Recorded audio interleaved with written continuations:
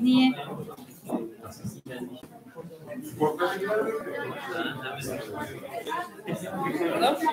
Beyler oturun bakalım, oturun. Senin adın Evet. Adım İsa. İsa. Evet.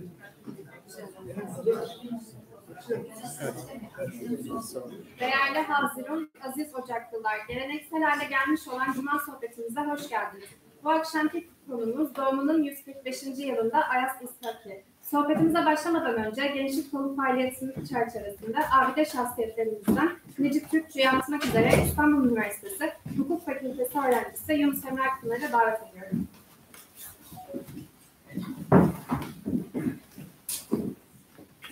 Mehmet Necip Bey veya bilinen ismiyle Mehmet Necip Türkçü 1871 yılında Edirne'de dünyaya gelmiştir.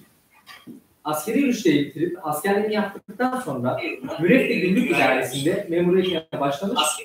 Memuriyeti sırasında İttihat Terakki ile olan yakınlığı nedeniyle tutuklanmıştır. Talat Paşa ile birlikte Edirne cezaevinde 2 yıl birlikten sonra başka bir şehirde yaşaması şartıyla hapsedilmiş. Bunun üzerine İzmir'e yerleşmiştir. Mehmet Necip Bey İzmir'deyken İzmir Türk kurulmasında ve başkanlığında ilgili bir rol oynayan olmuştur. 22 Şubat 1950 tarihinde ise İstanbul'da dünya gözlerine girmiştir. Genel olarak hayatı bir mücadele üzerine geçen Mehmet Necip Bey, kendi kendisini yetiştirmiş aydın tiplinin önemli örneklerinden birisidir. Askerliği ve mahkumiyeti sırasında yapmış olduğu çalışmalar sayesinde İngilizce, Almanca, Fransızca, Arapça ve Farsçayı öğrenmiş, sosyal bilimler ve dil bilimi konusunda okuduğu eserlerle geniş bir kültüre ve Türklük ve Türkçe hakkında sağlam fikirlere sahip olmuştur. Okuduğu eserlerin ve Rumeli'deki milliyetçilik hareketlerinin etkisiyle Osmanlı Devleti'nin kurtuluşunun tek çaresini Türkçülük olarak görmüş ve bu fikre sıkı sıkıya bağlanmıştır. Türkleri ilerletmek için birinci şartın dil birliği olduğunu savunmuş, bunun için de öncelikle halkın milli bir bilinç oluşturulması gerektiğini, ardından da bütün Türkler arasında ortak bir yazı dili oluşturulması gerektiğini savunmuştur. Necip Bey, makale ve çalışmalarında Türkçeyi psikolojik, sosyolojik, estetik açılardan çok yönlü biçimde incelemiştir. Türkçenin Farsça ve Arapça etkisinden kurtulması gerektiğini savunmuştur. Hatta dillerin sınıflandırılması konusunda Türkçenin diğer diller gibi ses uyumu dolayısıyla tam bir ekleme dili sayılamayacağını, bu yüzden de Türkçe ve diğer Turan dillerinin ahenkli diller diye ayrıca bir sınıflandırmaya tabi tutulması gerektiğini söylemiştir. 2 Eylül 1912'de İzmir Türk Ocağı kurulmuş, Necip Bey de bu kurumda başkanlığı üstlenmiştir. İlk güne itibaren Necip Bey, İzmir Türk Ocağı'nın İttihat Terakki'ye bağlı olmadığını anlatmakla mecbur kalmıştır. İzmir Türk Ocağı kuruluş itibariyle hiçbir siyasi kurumla ilişkili değildir. Fakat hem Necip Bey'in şahsı hem de İzmir Türk Ocakları ilerleyen süreçte İttihat Terakki ile yakın olmuş, hatta İttihat Terakki'nin bazı imkanlarını Ocak'la paylaştığı görülmüştür. Mehmet Necip Bey, konuşmalarında ve konferanslarında Ziya Gökalp'i hayalperest olarak değerlendirdiği için İstanbul'da tepkilere neden olmuş, Gökalp'i seven gençler tarafından İzmir Türk Ocağı ve İzmir Türk Ocağı reisi gösterilerde protesto edilmiştir.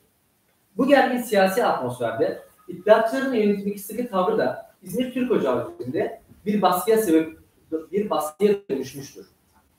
Bütün bunlar Necip Türkçü Bey'in Ocak'tan ayrılmasının sebeplerinden biri olmuştur. Mehmet Necip Bey aynı zamanda Latin harflerine karşı da olumsuz bir tutum izlemiştir. Onun bu tutumuna da bir süre sonra her şeyini verdiği Türk Ocağı'ndan ayrılmasına sebep olacaktır. Bu bireysel çıkışlara karşın İzmir Türk Ocakları Latin harflerine ve inkılaba bakışı halka yaymak için yaptığı çalışmalar sekteye uğramamıştır. Hatta Türk Yolu Mecmuası'nda da bu konuda övgüyle bahsedilmiştir. Mehmet Necip Bey, çağdaş Türkçülerle fikir ayrılıkları yaşasa da mücadelesinden yılmamış, Türkçe için çalışmaya her zaman devam etmiştir. Yaşadıkları bu fikir ayrılıkları, fikri olarak ilerlemenin şartı olan farklı bakış açılarının önünü açmıştır. Necip Türkçü, 1950 yılında bu dünyaya veda ederken, ardında dil bilimi konusunda değerli çalışmalar ve fikirler bırakmıştır. Bu vesileyle kendisini tekrardan anıyor, Allah'tan rahmet diliyoruz. Ruhu şad olsun.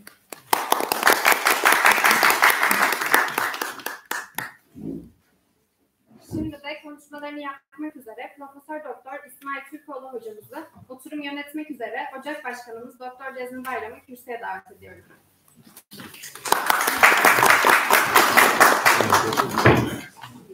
Ben hayırlı akşamlar. Aslında 37 yıldır ben Ocak Başkanlığı yapıyorum. Ne kadar başarısız olduğumun bir delili de hala oturumu yönetmek üzere beni davet ediyor olmaları. Aslında burada başka arkadaşların olması lazım. İnşallah. Bu akşam Ayas Saki'yi konuşacağız. Ayas Saki bildiğiniz gibi Rulasur İsmail anlatacak ama Tataristan Türklüğünün bağımsızlığı bir şahsiyetini kazanması bakımından büyük gayretler göstermiş. Ustad Kıra gibi, kadınlar Tüdü gibi oranın liderlerinden birisi. Bizim şahsen Ayas Saki'yi tabii aynı zamanda ömrünün bir tarafı bir bölümü de Türkiye'de geçtiği için Türkiye ve Tataristan'ın önemli Türkçülerinden, önemli mimarlarından saymak gerekiyor. Yani sadece o bir Tataristan mimarları değil, aynı zamanda Türkiye'nin mimarları. Ben şahsen tabii onu ilk yayınlarında bilge tabanından çıktı. Bir oradan tanıdık, bir de ben talebeliğim Ankara'da geçtiği için onun kızı Saadet Çağatay, biz Tarih Fakültesi'nde profesördür. Tarih Çağatay'la. Onlar da bizim üniversitedeki talebeliğimiz ve aslanlığımız döneminde yoksa bildiğimiz büyüklerden. Gerçi kendileri babaları kadar aktif faaliyet içinde değillerdi ama üniversitede şunu da söylemek istiyorum ama üniversitenin de muhteber ilim adamları, yani Saadet Hanım'la Tahir Bey'de o dönüm şartlarında Türkiye'nin önde gelen ilim adamları öyle tabii. Şimdi ben fazla bir şey söylemeden hemen İsmail Türkiye anlatacak olursa onun sadece ilgi tabanı çok eserin olduğunu öğrendik ama Türkiye'de maalesef onlar da çok yayınlanmadı. Varlığı üzerine teşekkür ettiler, kızların varlığı üzerine teşekkür ederim. Vakıf da bu işlerde çok fazla bir gayret içinde değil. Ama öyle zannediyorum ki Türkiye bakımından olmasa da Ayas Saki'nin, Akkıran'ın, Sabri Maksudi'nin sık sık gündeme gelmesi Tataristan'ın bağımsızlık düşüncesinin canlı kalması bakımından zaruri.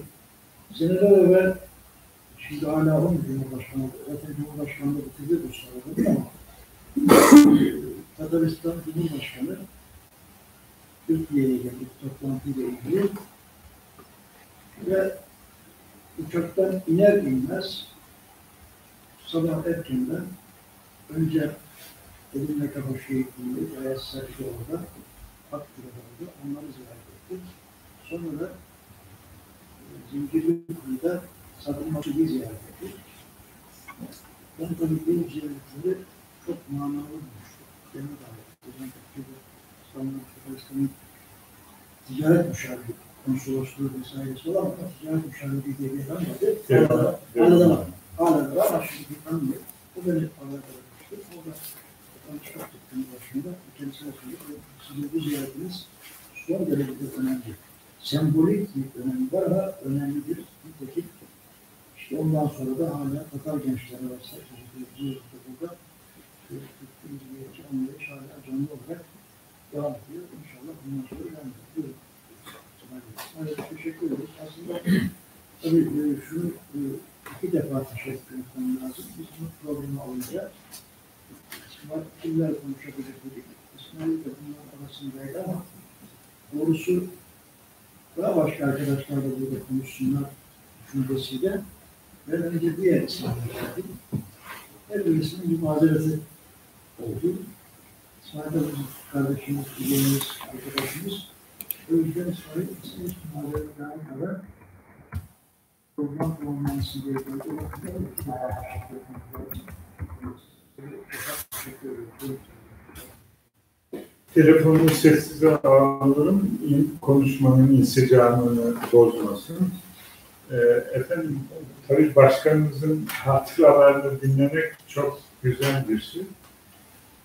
Şimdi Ahmet Ağaoğlu'nun torunları Türkiye'nin en meşhur komünistleri.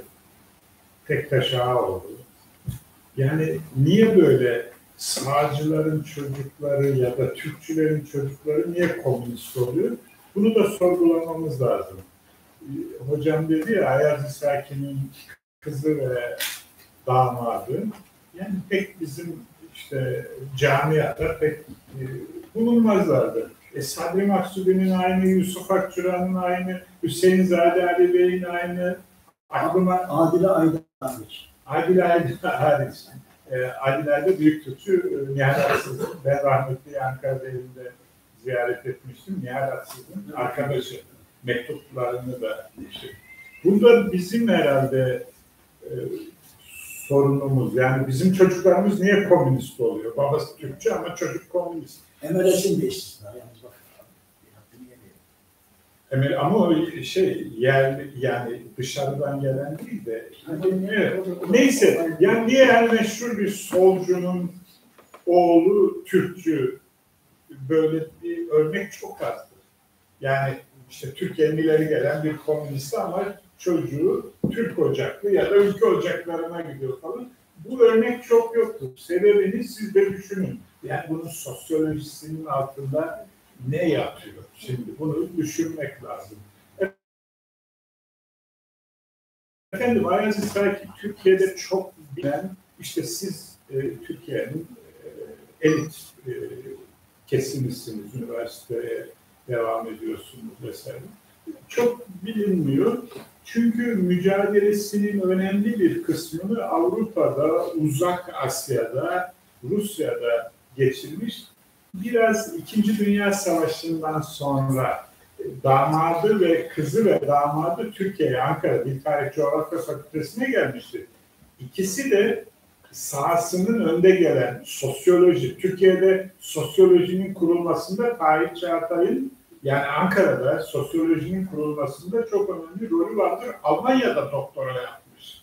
Yani 1930'lu yıllarda bunlar Almanya'da doktora yapmış. Saadet Hanım keza aynı şekilde dil bilimcisi ve Türkiye'de çağdaş Türk lehçelerinin yerleşmesinde önemli. Onlar tabii, bir de şu var, bunu hiç unutmayın, yani dünya Türklüğünün sığındığı yegane liman burası. Yani bunlar Avrupa'da da kalabilirdi, Fransa'da, Amerika'ya da gidebilirdi. Ama Türkiye'yi tercih ettiler, Türkiye'ye geldiler ve Türk bilim hayatına katkı yaptılar. Ve İkinci Dünya Savaşı'ndan sonra yeni bir dünya kurulduğu için Avrupa yıkıldı. Ayaz İsaki eğer Avrupa'da kalsa muhtemelen tutuklanıp Ruslara teslim edilebilirdi. Çünkü Ayaz İsaki'nin adını Sovyet döneminde olumlu bir şekilde anmak sizi en az 5 yıl ya da 10 yıl hapse gönderir. Herhangi bir eserde şimdi Tataristan'da basılan bütün edebiyat tarihlerine bakın, Ayaz İsaki yoktur 1991'e kadar. Ya ama Tatar edebiyatının da en önemli yazarı Ayaz İsaki.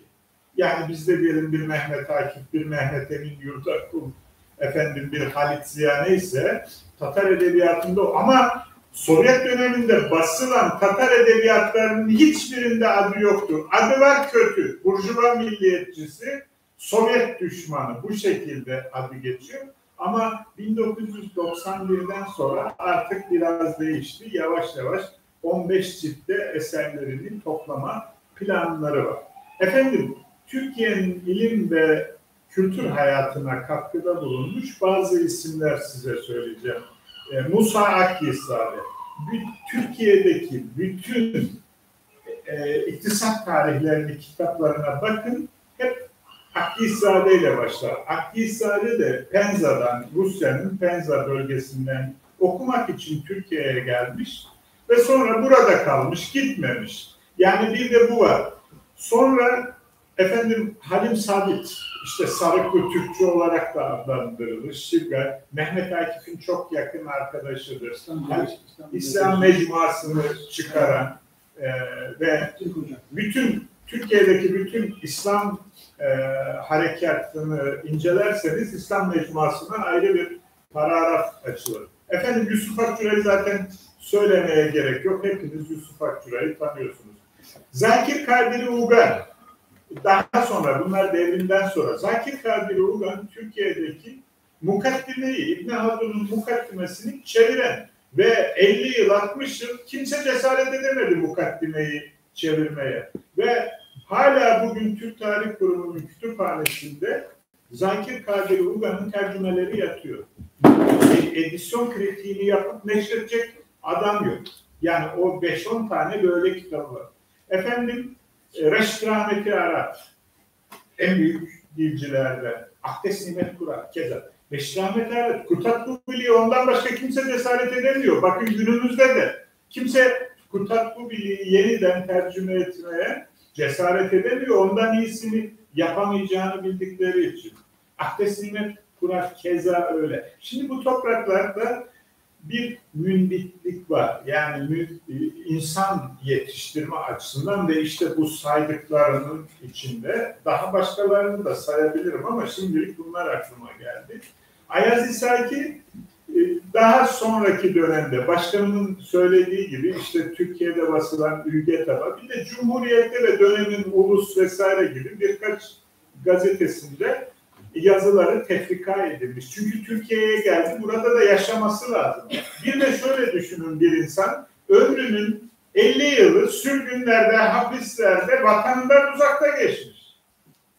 Evrakları işte oradan oraya taşıyor, oradan oraya taşıyor. Emekliliği yok. Yani işin bir de bu boyutları var. İnsanın yaşaması lazım.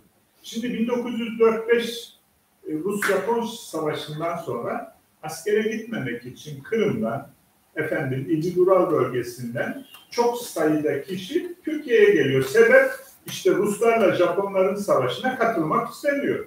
Bakın tarih tekerrür etti. 100 yıl sonra aynı hadise. Bugün Ukrayna ile Rusya arasındaki savaşa iştirak etmek istemeyen, katılmak istemeyen pek çok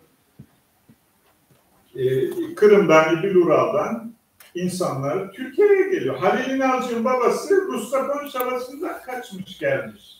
Ve işte sonra Halil İnalcık, o bölgede mündit.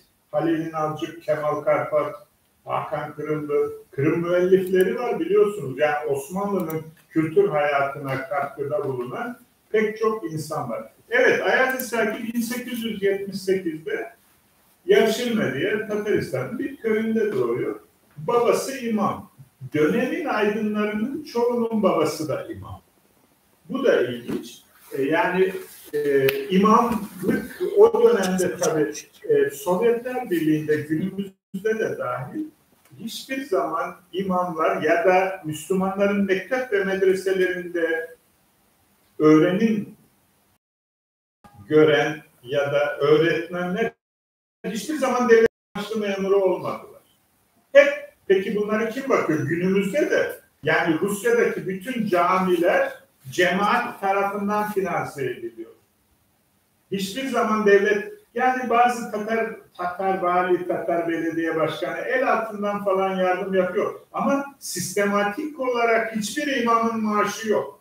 Cemaat tarafından bunların maaşları. O dönemde de öyleydi. Yani Tatarlar 1552'de Kazan'ın hanlığının yıkılmasından sonra günümüze kadar aynı sistem devam ediyor. Cemaat mı öyle?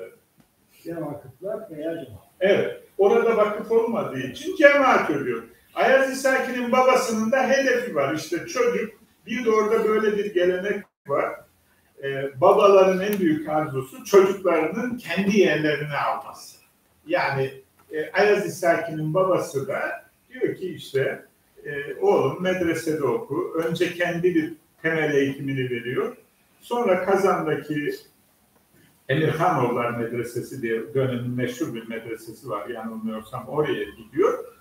Ve sonra gel benim yerime sen ya da yeni bir mahalle teşkil edilirse oraya bir cami yapılacak. Orada imamlık yapacak. Köyün çocuklarına da okuma yazma öğretecek. Şimdi orada bir de şu var. Bizde olmayan belki imamın hanımı, üstazbike diyorlar ona. O da köyün kızlarını ve kadınlarını eğitiyor. Aynı zamanda kadınların sosyal problemleri üzerine de duruyor. Şimdi Ayaz İsaki'nin eserlerinde kadınlar hakkında çok fazla konu var. Sebebi çocukluktan itibaren Tatar kadınlarının bütün meselelerine vakıf. Yani ev hali, işte eşiyle olan ilişkileri vesaire ve köyün tek okuma yazma bilen kadını üstazbike, imamın hanımı olduğu için ne bileyim askere giden kocadan gelen mektuplar vesaire her şey üstazbikenin kontrolü, köyün bütün kadınları. Ve dolayısıyla çocuk olduğu için de tabii bu evde bütün toplantılara vakıf oluyor. Sonra Ruslar Tatarlara, Kazaklara, Kırgızlara da aynı şekilde Rusça öğretmek için Tatar Rus Öğretmen Okulu, Kazak Rus Öğretmen Okulu, Kırgız Rus Öğretmen Okulu. Azerbaycan'da durum aynıdır. Yani Rus Tatar. O dönemde tabii Azerbaycan'ın hepsine Tatar diyorlar bir de. 1898'de Rusya'da ilk büyük genel nüfus sayımı yapıldı. Bütün Kafkasya'dakilerin hepsini Tatar olarak geçiyor. Azerbaycanlılar 1920'li yıllardan itibaren Türk, hepsi Türk yazıyor. Yani 26-32 nüfus sayılarına bakın hep Türk yazar. Fakat sonradan birden bu Türk de Azeri'ye dönüştü. O da ayrı bir konu. Şimdi Ayaz İsaki de bu Rus Tatar Öğretmen Okulu'na gidiyor. Bu okula gidenler arasında yalnız Ayaz İsaki gibi milliyetperverlerin sayısı biraz az. Genelde bunların çoğu Bolşevik oldu, komünist oldu bu mektepte. Niye diyeceksiniz? Çünkü o dönemde Rusya'da anarşizm ve sosyalizm çok moda bir akım. Yani Çar'a karşı. Şimdi Ayaz İsaki şöyle, Çarlık döneminde ihtilalci olmakla suçlandı. Çarlık döneminde ihtilalci, Sovyet döneminde de eski idare taraftarı olarak. Oysa Ayaz İsaki eski idareyi ortadan kaldırmak için menfaalarda, sürgünlerde ömrünün önemli bir kısmını geçirmiş bir adam. Ve 1905 işte demin bahsettiğim bu Rus-Japon savaşından sonra Çar yetkilerini paylaşmaya karar verdi ve 1. Duma'yı ilan etti. Bu arada Rusya'nın her tarafında Tatarca gazete ve dergiler çıkmaya başladı. İşte Nur, Ülfet, Kazan Muhbiri, Yusuf Akçura Kazan'da ilk defa Kazan Muhbiri'ni çıkardı, Kazan Haberleri gazetesini. Ve Ayaz İsaki'nin arkadaşları, sosyalist biraz daha, Tan Yıldızı gibi gazeteleri çıkarmaya başladı. Bu arada Rusya Müslümanları hareket halinde. Tarihlerinde ilk defa işte bu kadar diyelim ya da bundan daha kalabalık bir cemaatle Müslüman kongreleri, ilk kongrelerini Nijni Novgorod'da yapıyorlar. Valiye gidiyorlar.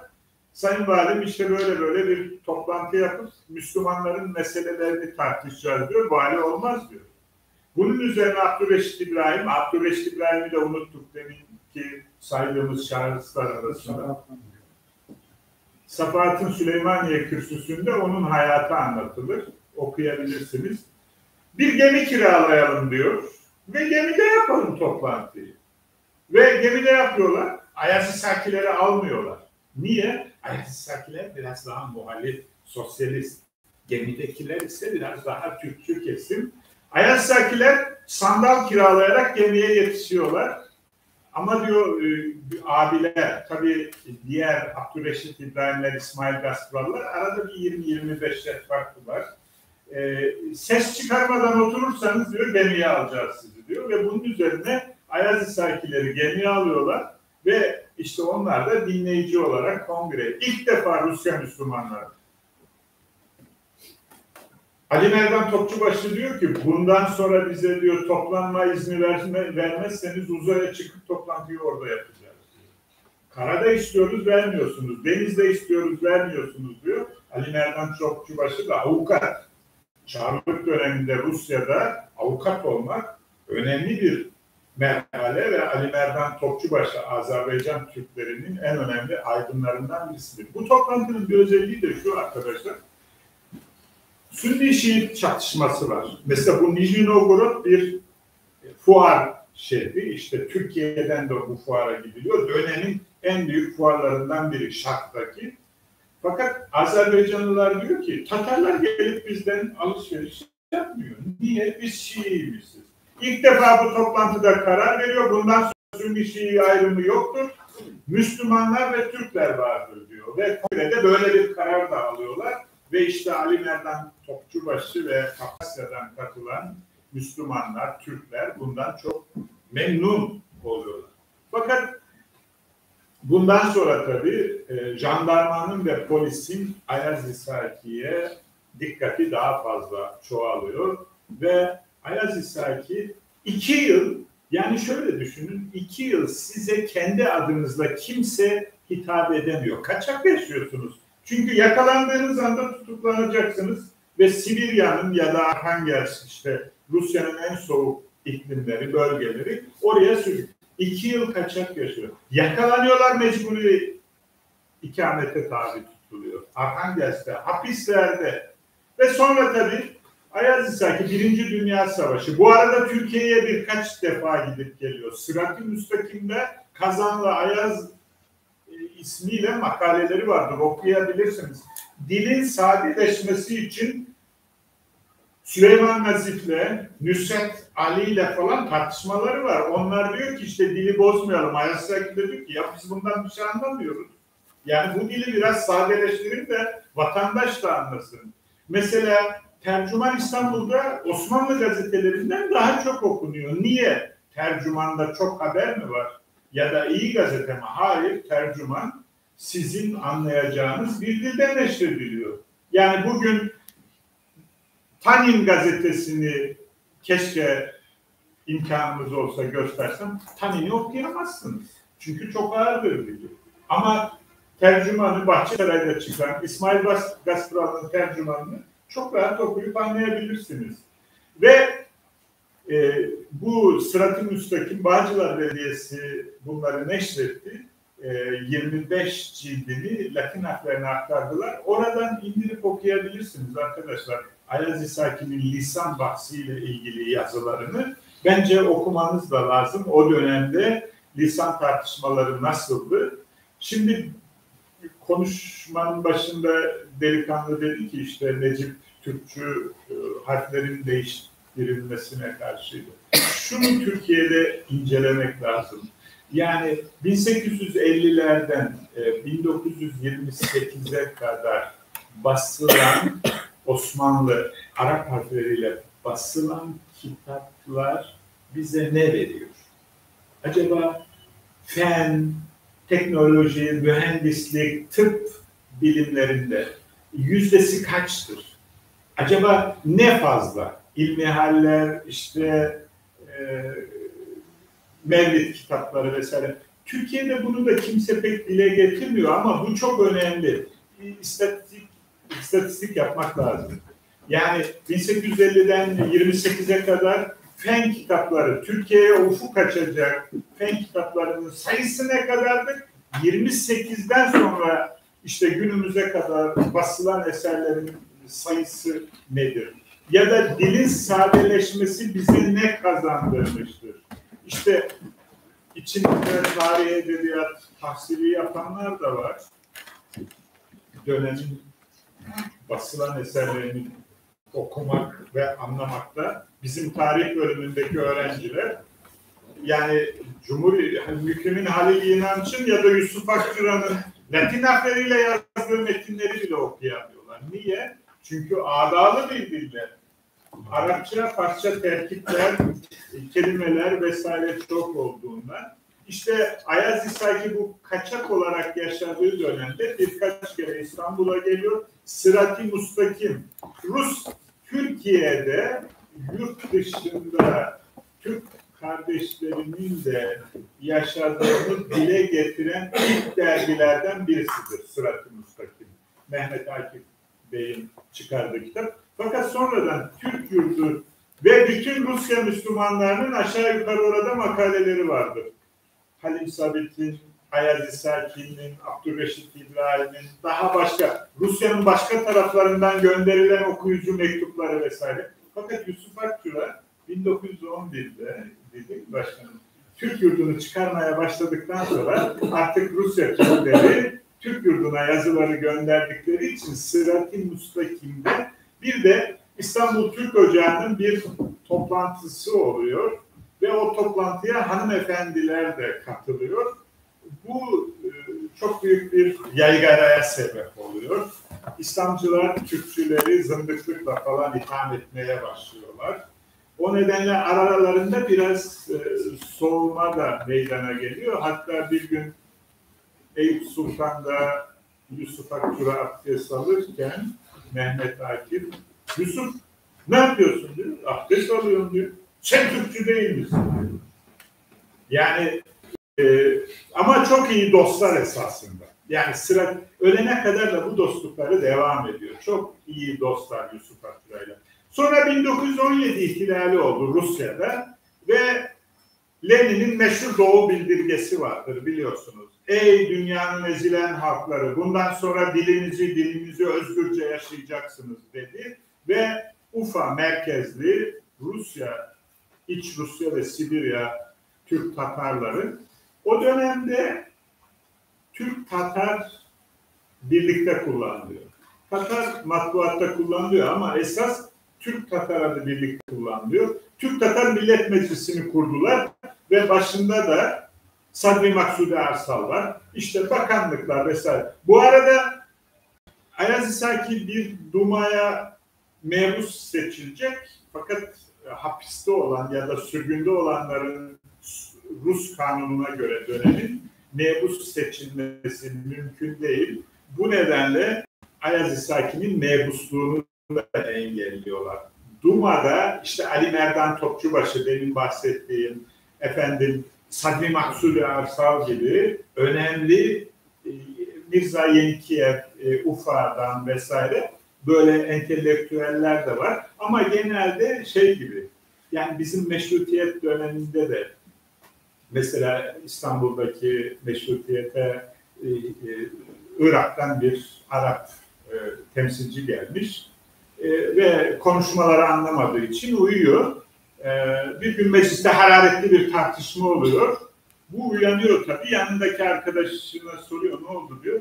Diyor ki işte sizin vilayete deniz getirecekler diyor. Arap hemen kalkıyor ben de deniz istiyorum diyor. Bizim vilayete de deniz getirin. Çünkü şimdi köyden adam kalkıyor Rusya'nın işte başkenti Petersburg'da parlamentoya gidiyor. Rusça bilmiyor, konuşamıyor. Orada Türklerin haklarını savunan yegane işte 2-3 kişi Ali Merdan Topçubaşı, Sadri Maksudi Arsal vesaire gibi. Ayaz İsaki niye istemiyor parlamentoya girmesini? Çünkü parlamentoya girerse halkının problemlerini dile getirecek, orada konuşma yapacak. O nedenle engelliyorlar. Ve tabii devrim yerleştikten sonra Sadri Maksudi Arsalları, arkadaşlarını, bu arada kan davası başlıyor. Sadri Maksudi Arsal, özür dilerim, Ayaz İsaki ölene kadar Zeki Velidi Togan'ı en büyük düşman gördü. Sadri Maksudi Arsal da hiç konuşmadılar. Hiç konuşmadılar. Düşman, baş düşman. Niye? Çünkü İbil Ural Şitat devletinin bozucusu olarak gördüler Zeki Velidi Togan'ı. Mesela bizim Türkçüler Zeki Velidi Togan'ı, Ayaz İsaki'yi sevmez, Zeki Velidi Togan'ı. Ayaz İsaki daha senden Turancı, Türkçü. Bunu sev ama niye? Zeki Velidi'yi seviyor mesela. Onu tanıyor ondan. Ayaz İsaki'yi tanımıyor. O yüzden. Oysa Ayaz İsaki daha büyük Turancı, daha büyük İbil Ural devletini savunuyor. Ama onu sevmiyor. Zeki Velidi'yi seviyor.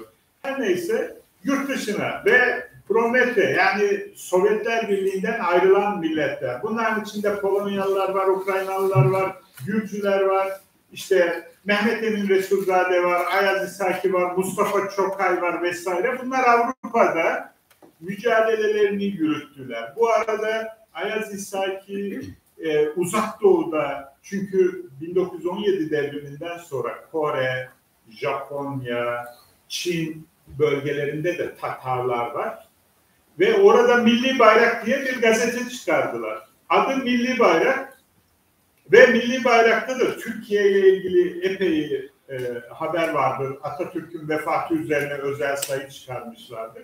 Onun Uzak Doğu'daki sekreteri Rukiye Muhammediş Devlet, meşhur Profesör Doktor Nadir Devlet'in annesidir.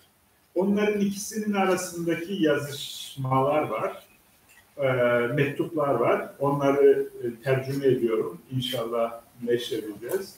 Sonra Avrupa'da Yana Milli Yul diye önemli bir gazete çıkardı. Varşova ve Berlin'de Ayaz İshaki. Fakat bu dergiler tabii devlet destekli ya da zengin destekli falan değil. İşte ihanelerle, Türk Yurdu gibi. İşte Türk Yurdu'nu kim çıkarıyor? En çok müşterisi Cezmi Başkan'ın 100 tane alıyor. Türkiye'de Türk Yurdu'nun en çok abonesi işte burada. Diyelim başka ocaklar 5 tane, 3 tane, en çok 100 mü alıyorsunuz? Genel ekonomi iyi değil, işte 75'e düşmüş. Eskiden 100 alırdı. Şimdi ama durum bu. Niye Türk Yurdu'nun Cezmi Başkanı'nın aboneliğine ihtiyacı var? Kurumsallaşıp kendi masrafını kendi çıkaracak hale gelseydi o zaman başkanından 75 abonelik istemezdi. Şahsına bir tane isterdi ama şimdi 75 tane istiyor çünkü derginin Ayaz İshaki'nin de böyle. Şimdi Ahmet Veli Menger vardır. Türkiye'ye Mercedes'i ve Boş'u getiren adam. Ahmet Veli Menger. Mercedes hala onlarda bir hissesi var. 1970'li yıllarda Ahmet Veli Menger ölümüne yakın bu sosyal insanlar yaşlandıkça ya da ölmeye yakın bu işlere merak sarmaya başlıyorlar. Bir iki örnek vereceğim. Menger de Kazan diye bir dergi çıkarıyor. Fakat kızı Safiye İmre rahmetli o da sonradan vakıf kurdu. Onu da anlatacağım. Babamın parasını böyle boş işlere harcamayın diyor. Kızıyor dergiyi çıkaranlar. Ve nitekim dergi işte 2 yıl falan çıktıktan sonra kapandı. Safiye Hanım o da ölümüne yakın bir vakıf kurdu. Fakat vakfı Türkiye'ye güvenmediği için gitti Liechtenstein'in merkezinde kurdu. Liechtenstein'da niye? İşte darbe olur, şu olur, vakfa yapar. Oysa para Türkiye'den kazanıldı. Menger Vakfı'nın bütün geliri Türkiye'den. Türk halkının işte araba sattın, buzdolabı sattın, çamaşır makinesi sattın, parayı burada kazandın, burada harcayacaksın. Yok. Gitti Liechtenstein'e. Safiye Hanım ölünce de tabii vakıf oğlunun çok da umurunda değil. Vakıf gitti. Vakıfın temel gayesi neydi? Tatarlarda Latinizasyonu gerçekleştirmek. Latin alfabesiyle kitaplar basmak, dergiler basmak. Efendim, Ayaz İshaki'nin kızı rahmetli Saadet Hanım ölmeden önce bir vakıf kurdu. Fakat orada da ilginç, vakfın başına mesela bir Tatar'ı getirmemiş. Hiç Tatar'la alakası olmayan birisini getirmiş. Ve evrakının önemli bir kısmını da Nadir Devlet'e, Profesör Doktor Nadir Devlet'e vermiş. Niye kendi kurduğu vakfa belgeleri emanet etmez de kendi vakıf kurdu çünkü. Rahmetliler karı koca çocukları da yoktu. Öyle anlatıyorlar. Evden sefer tasıyla yemek getirirlermiş. Ve 2 profesör, işte o dönemde profesörler biraz daha iyi maaş alıyor. Ankara'da epey bir gayrimenkul falan edinmişler. Ve ölmeden de işte kime bırakalım? Türk gençleri, Tatar gençleri burs verelim, kitap basalım vesaire falan. Ama vakıf bugün varlığıyla yokluğu. İşte Ayaz İshaki'nin dündü, 23 Şubat'tı.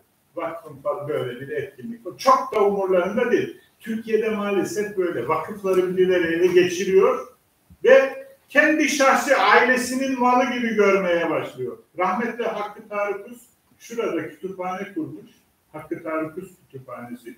Türkiye'nin en önemli süreli yayın kütüphanesi.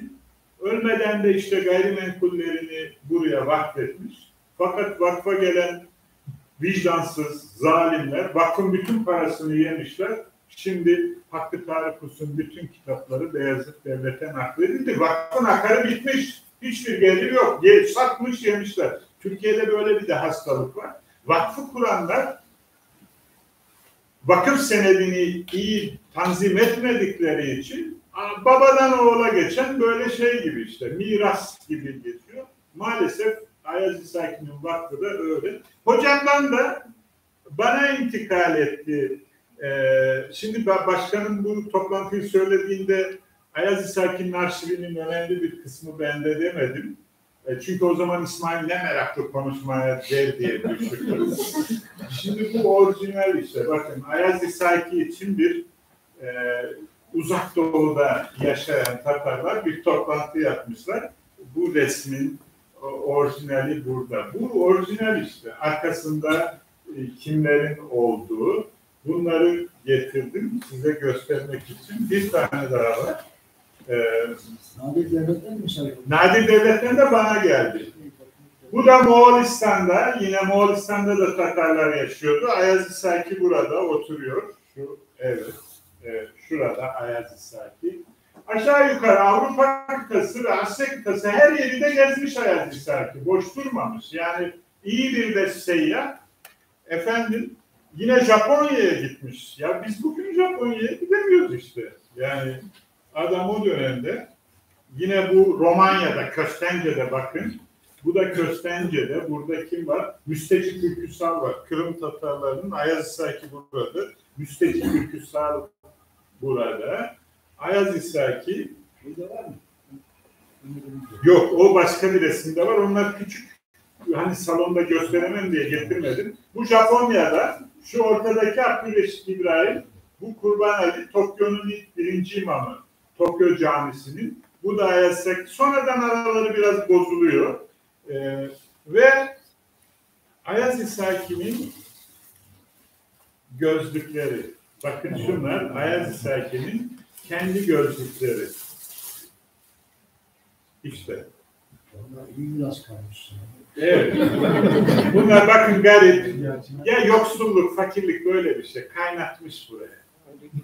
Kaynatmış işte. Yani bu insanlar kelle koltukta bir de KGB ajanları bunların peşinde. Fatih Kerimi'nin kardeşini Varşova'da otelin 4. katından attı öldürdüler.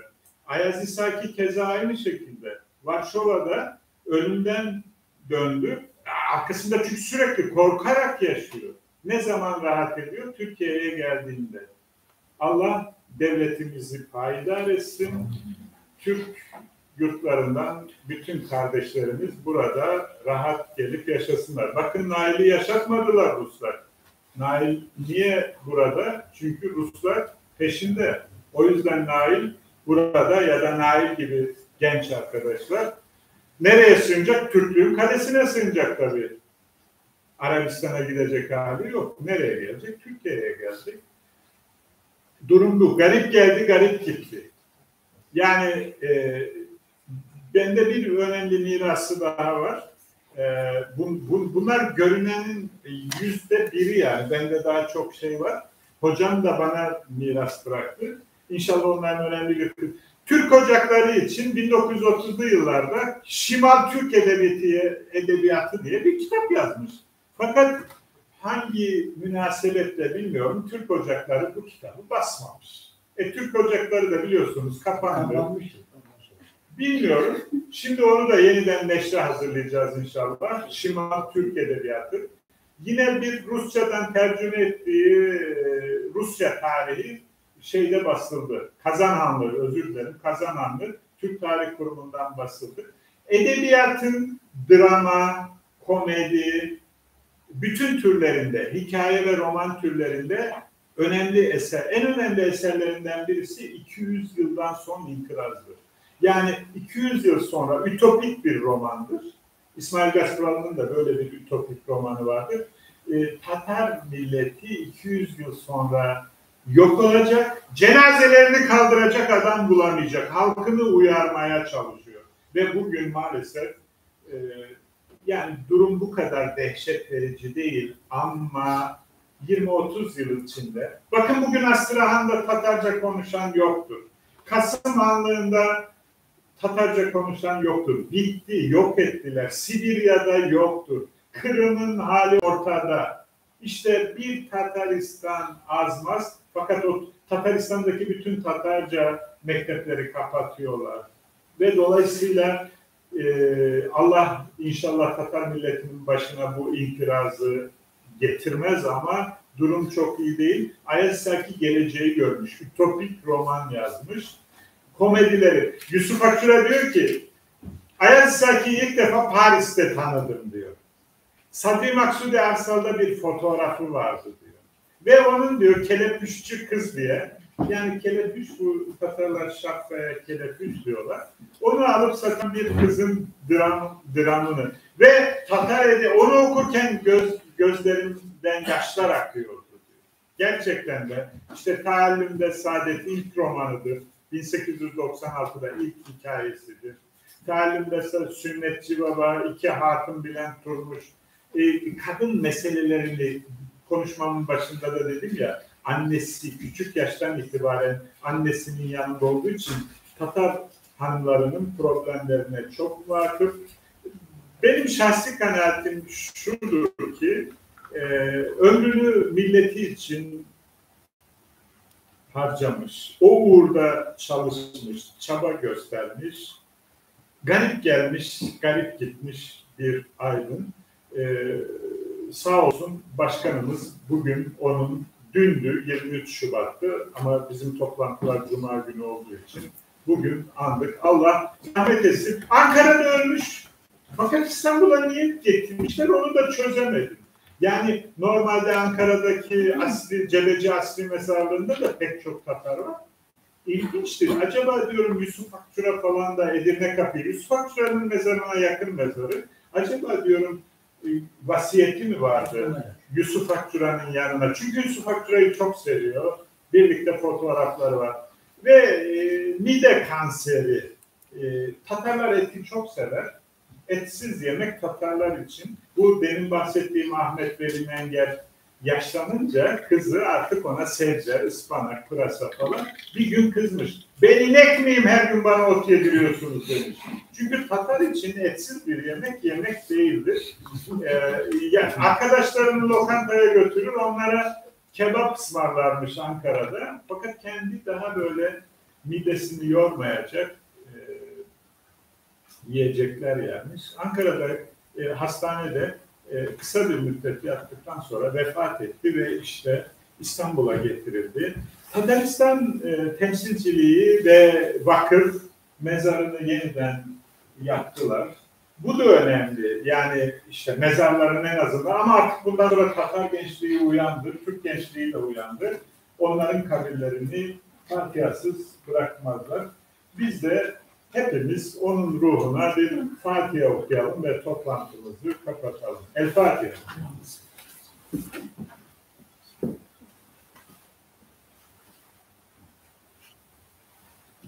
Sorularınız varsa cevap vermeye çalışın. Başkanım özür dilerim. Sizin şeyinize karıştırdım. Yok. Teşekkür ederim. Evet. Teşekkürler ve sorular. İnşallah hem Tataristan'da sen mi soracaksın? Sizden sonra. Yok, sen sorunu sor. Ben de Özellikle teşekkür ederim konuşmanız için. Biliyorsunuz bu sene... O meşhur birisi canım.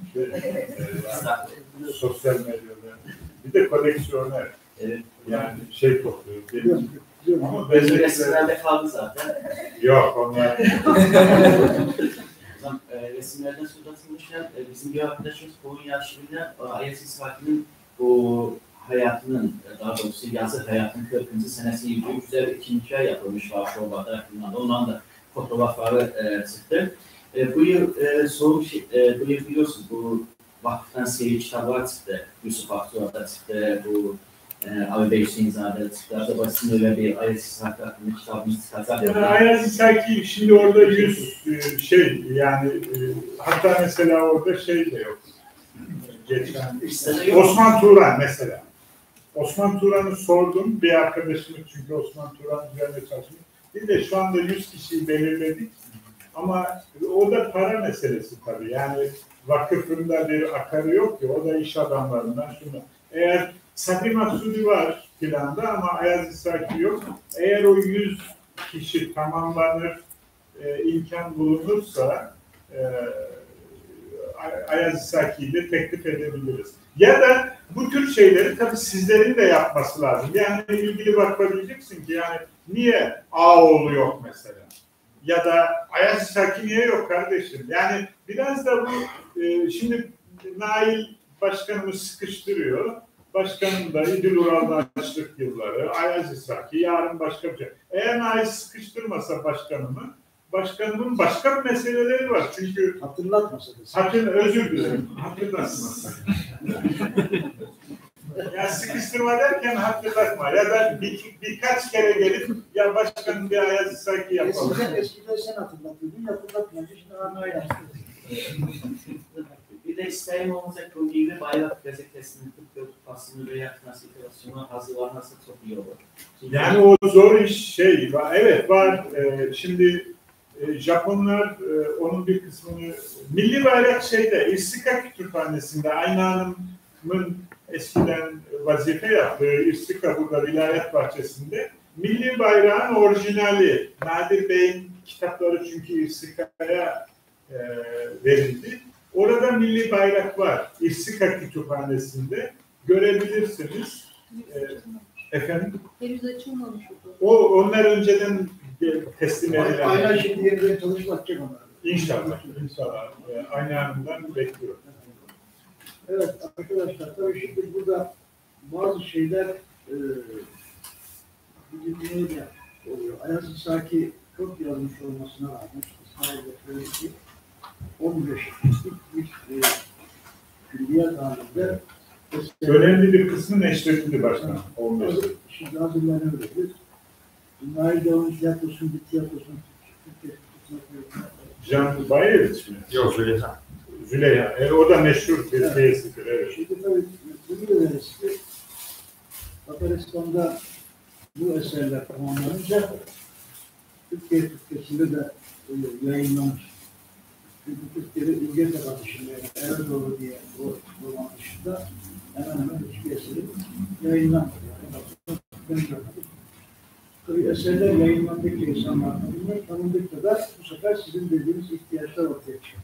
Yani bu tip şeylerde insanların aklına ilk bildikleri gelir. Yani 50 tane kitap yazalım, 50 kişinin hayatını yazabildiğiniz zaman siz hemen saydığınızda ilk aklınıza gelenler vardır, en çok bildiklerinizdir.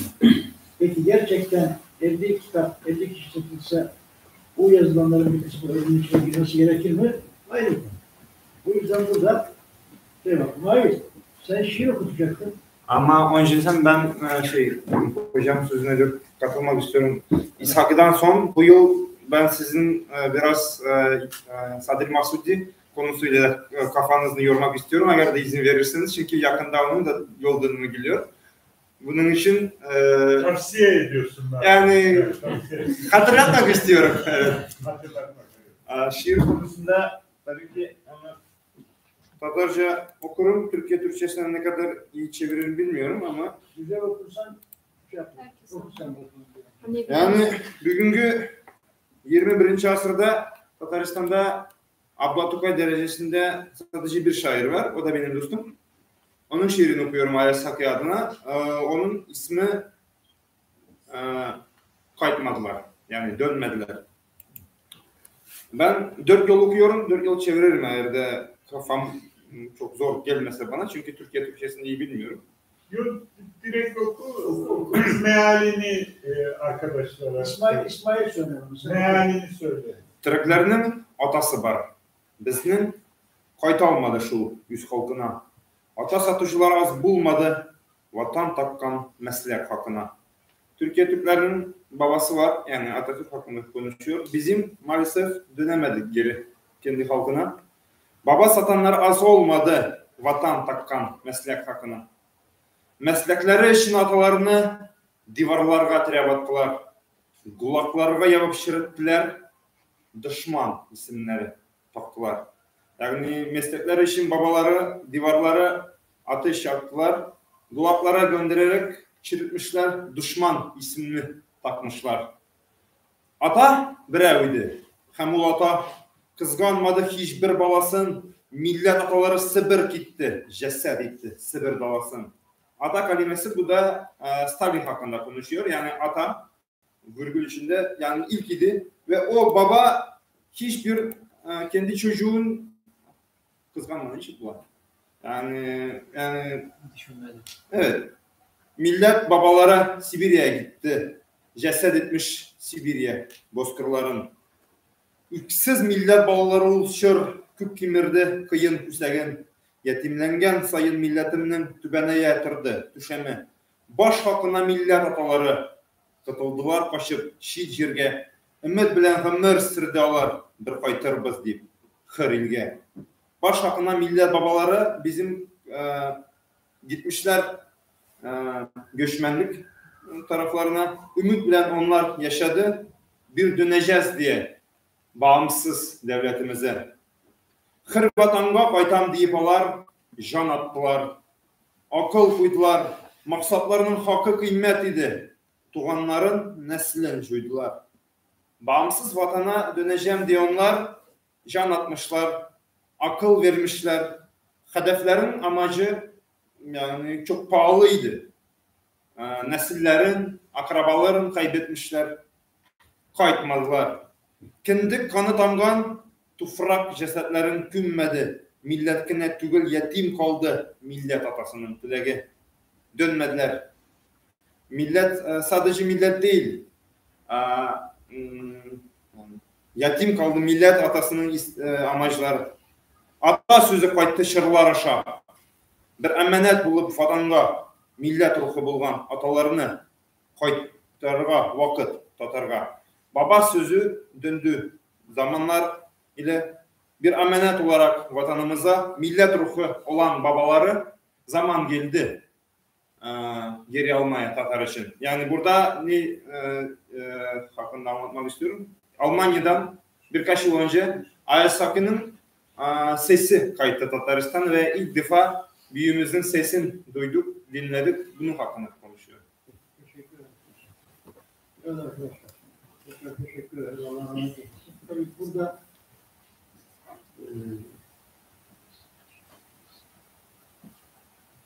Türk Hoca olarak bizim mümkün olduğu kadar Türkiye'nin önemli şahsiyetlerinin yanında Türk dünyasında önemli şahsiyetleri gündeme getiriyoruz. Geçmişte Sadir Maksudi'yi yapmıştık. yaptık. Evet, çok özür dilerim. Kızı, torunu Gülnur Hanım Sadri Maksudi Org diye çok güzel bir site yapmış.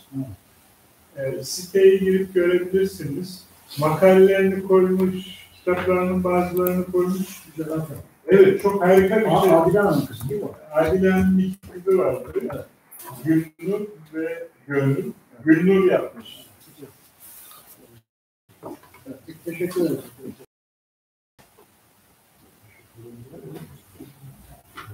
Evet, dağılabilirsiniz. İkram edeceksiniz belki.